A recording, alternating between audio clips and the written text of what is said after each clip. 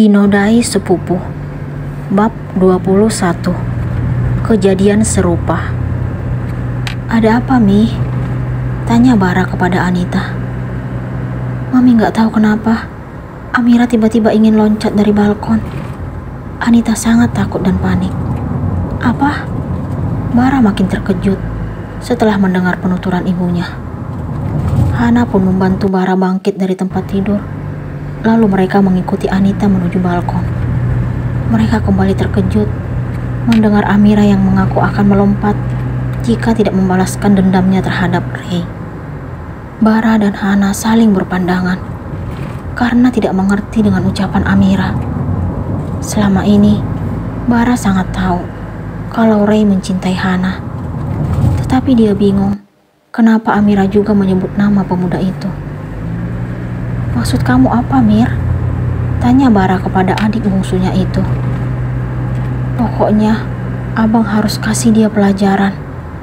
Abang juga benci dia karena pernah bertemu dengan Hana secara diam-diam, kan?" Amira mengingat apa yang Ray katakan kepadanya kala itu. "Tapi itu hanya pertemuan terakhir, Mir."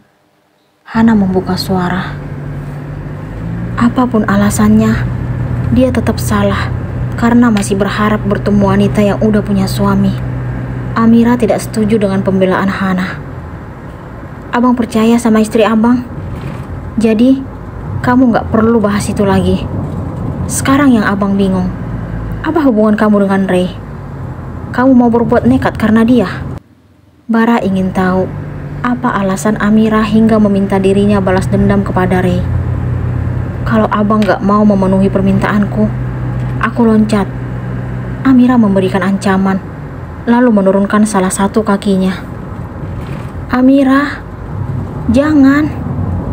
Anita berteriak melihat Amira. "Tolong penuhi permintaan adik kamu, Bar." Wanita itu melihat ke arah Bara. "Baiklah, abang akan ikutin kemauan kamu," ucap Bara kepada Amira. Dia tidak ingin terjadi sesuatu yang membahayakan adiknya itu. Akhirnya, Amira pun turun lalu berlari memeluk Hana. "Kenapa kamu senekat ini, Mir?" tanya Hana kepada Amira. Amira tidak memberikan balasan, tetapi dia langsung melepaskan pelukan, lalu berlutut di kaki Hana. Dia merasa telah mendapatkan karma atas perbuatannya terhadap Hana kala itu, di mana dirinya sangat tega menghancurkan hidup sepupunya sendiri demi mendapatkan Ray. Akan tetapi, kenyataan yang Amira dapatkan saat ini justru sangat menyakitkan. Dia tidak pernah menyangka kalau pemuda yang dia cintai telah menolak dirinya. Penolakan itu merupakan awal dari kehancuran hidupnya. "Ampuni aku, Han. Mungkin ini balasan atas apa yang kulakukan padamu." Amira memegang kaki Hana sambil menangis. Hana beserta anggota keluarga Bara lainnya sangat bingung dan heran melihat sikap yang Amira tunjukkan. Hana pun menurunkan posisi tubuh lalu meraih tangan Amira, kemudian menuntunnya untuk berdiri. Hana sangat terkejut ketika mendengar penjelasan Amira tentang kejadian beberapa bulan yang lalu. Malam itu, Amira mengaku telah memasukkan sesuatu ke dalam minuman Bara dan Hana. Tujuannya agar Hana dijauhi Ray lalu dinikahi Bara. "Apa? Jadi, kamu yang menghancurkan hidupku?" Hana tidak kuasa menahan air matanya agar tidak jatuh. Dia pun menjauhkan diri dari Amira. "Aku minta maaf, Han." Amira meraih tangan Hana, tetapi ditepiskan. "Maaf? Apa dengan kata maaf? Hidupku akan kembali seperti dulu." "Perbuatanmu sangat kejam. Pendidikanku hancur karena kejadian itu. Ternyata selama ini aku tinggal seatap dengan orang yang mengubah hidupku. Lebih baik aku pergi dari sini. Aku akan kembali ke rumah orang tuaku." Hana pun beranjak menuju kamar, lalu mulai mengemasi barang-barangnya. Sementara itu, Bara tidak tinggal diam. Dia pun mengikuti Hana. Dia tidak setuju dengan keputusan Hana yang ingin pergi dari rumah mereka. Dia tidak sanggup berpisah dengan istrinya tersebut. Dia ingin agar mereka selalu bersama. "Kamu jangan pergi, sayang." Bara meraih tangan Hana lalu menggenggamnya. "Aku gak mau tinggal dengan orang yang menghancurkan hidupku. Kamu tega ninggalin abang dalam keadaan seperti ini.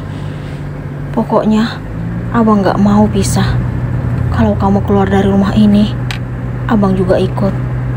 Bara sangat yakin akan tetap tinggal bersama Hana. "Kenapa abang gak akhiri saja hubungan kita? Lebih baik kita menjalani hidup masing-masing." Hana sangat sakit mengucapkan permintaannya itu. Namun, dia jauh lebih tersiksa setelah mendengar pengakuan Amirah.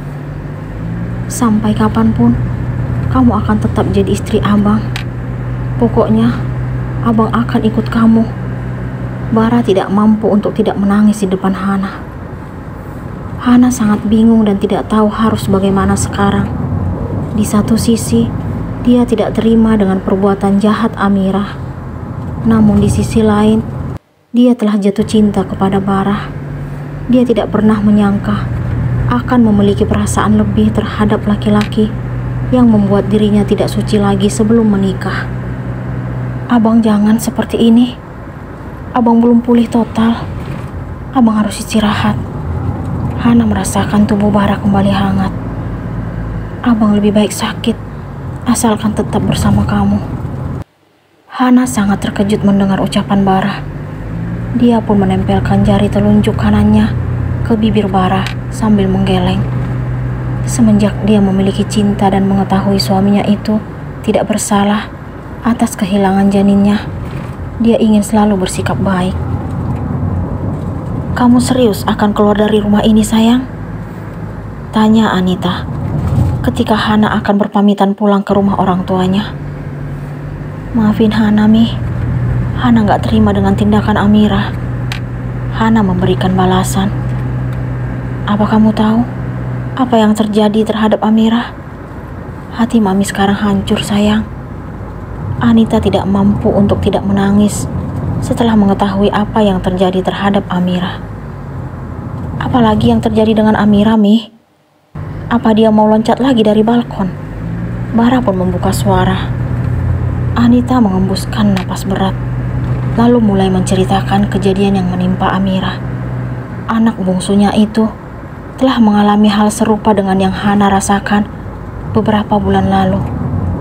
Namun, Amirah tidak tahu siapa yang telah merebut kehormatannya. "Apa? Itu nggak mungkin, Mi." Bara sangat terkejut hingga menaikkan suara. "Amirah di mana, Mi?"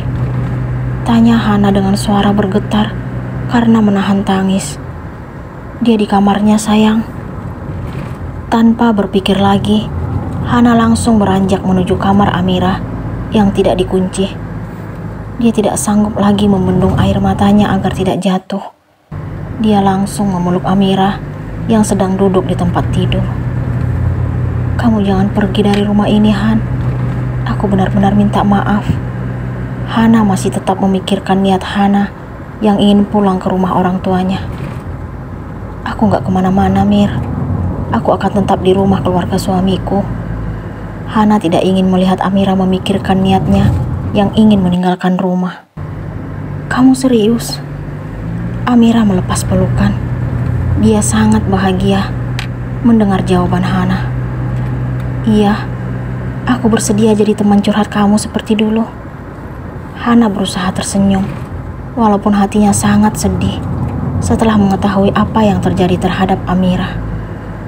Hana tidak kuasa untuk menanyakan kejadian yang menimpa sepupunya itu. Dia memilih topik pembicaraan saat mereka masih kecil dulu. Mereka mengingat kenangan ketika sedang bermain bersama sambil tertawa.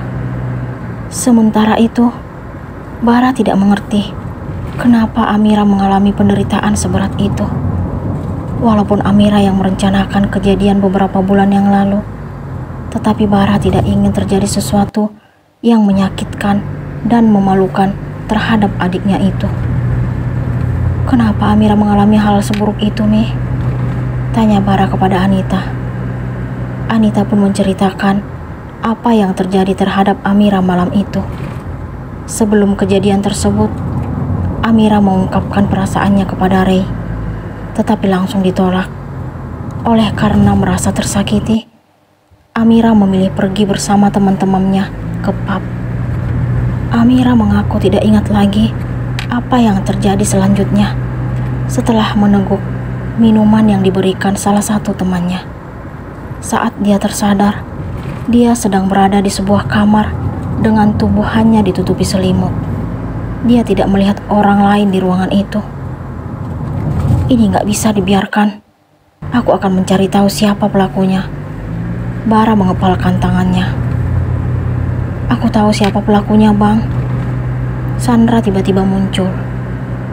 Siapa seseorang yang telah menghancurkan hidup Amira?